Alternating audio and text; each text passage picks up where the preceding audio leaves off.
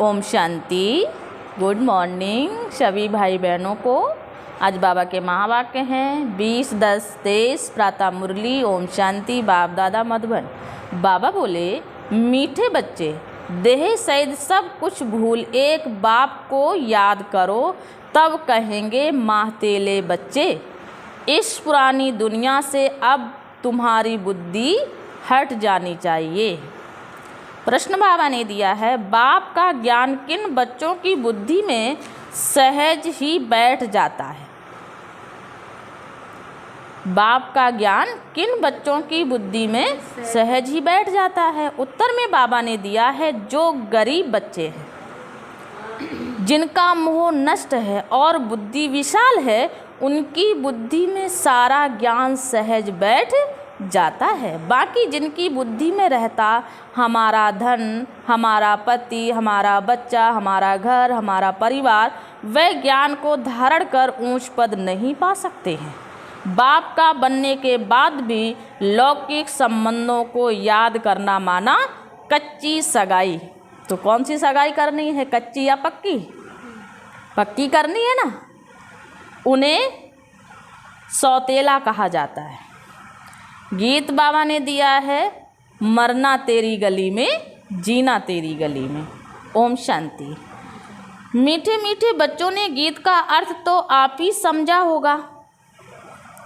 अब जीते जी आकर के बाप का बनना और पुरानी दुनिया जिसको रौरव नरक कहा जाता है, उनको भूलना भी है और छोड़ना भी, भूलना भी है और छोड़ना भी है ही। रौरव नरक को भूल फिर स्वर्ग को याद करना है। अपने को आत्मा समझ अपने बाप को याद करना है। पुरानी दुनिया बुद्धि से हट जानी चाहिए।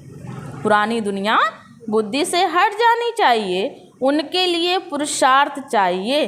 यह है जन्म जन्मांतर का कर्म बंधन, एक जन्म का नहीं। बाबा क्या बता रहे? जन्म जन्मांतर का है, एक जन्म का नहीं। जन्म जन्मांतर का कर्म बंधन है। कितने पाप किस किस के साथ किए हैं, वह सब जन्म ले भोगने पड़ते हैं। तो इस कर्म बंधन की दुनिया को भूल जाना है। ये छीछी दुनिया है, पति शरीर है ना, इससे मोह मिटाना है। गरीबों का मोह सहज मिट जाता है, साहूकारों का मुश्किल मिटता है। वह समझते हम स्वर्ग में सुखी बैठे हैं, गरीब दुखी है।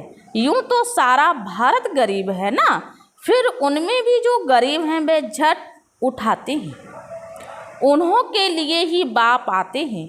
गरीबों को जास्ती बरसा मिलता है। सब सेंटर में देखो, साहूकार कोई मुश्किल ठहर सकते हैं।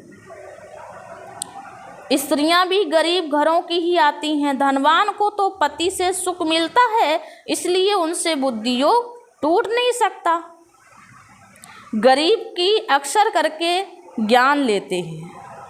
बाबा बता रहे हैं, गरीब ही अक्सर करके ज्ञान लेते हैं। बाप है ही गरीब निवाज, जिस बाप को सब याद करते हैं, परंतु ड्रामा अनुसार भक्त भगवान को जानते नहीं हैं। भगवान तो है ही भक्तों का रक्षक, भक्ति का फल देने वाला, सद्गति दाता एक बाप है। तुम बच्चे बाप द्वारा अभी ज्ञान की बातें सुन रहे हो। अच्छा, धारणा के लिए मुख्य सार बाबा ने दिया है। पहला पॉइंट, एक के साथ सर्व संबंध रख बुद्धि योग अनेक बंधनों से निकाल लेना है। एक के साथ पक्की सगाई करनी है, बुद्धि योग भटकाना नहीं है। वरदान बाबा ने दिया है, बाप को सामने रख, बाप को सामने रख, ईर्ष्या रूपी पाप से बचने वाले विशेष आत्मा भो। बाप को सामने रख, ईर्ष्या रूपी पाप से बचने वाले विशेष आत्मा भो।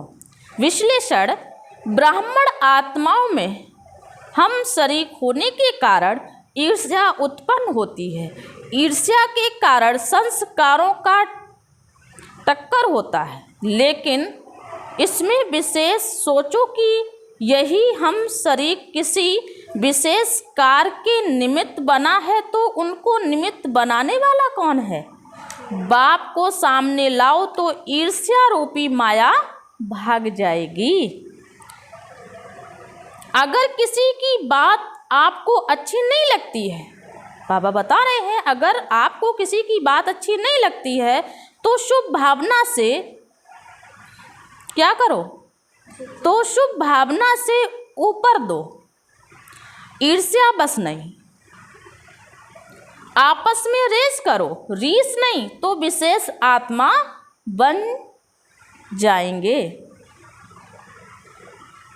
स्लोगन बाबा ने दिया है, बाप को अपना साथी बनाकर, बाप को अपना साथी बनाकर माया के खेल को साक्षी हो देखते चलो। क्या करो? बाप को अपना साथी बनाकर माया के खेल को साक्षी हो देखते चलो। ओम शांति, ओम शांति।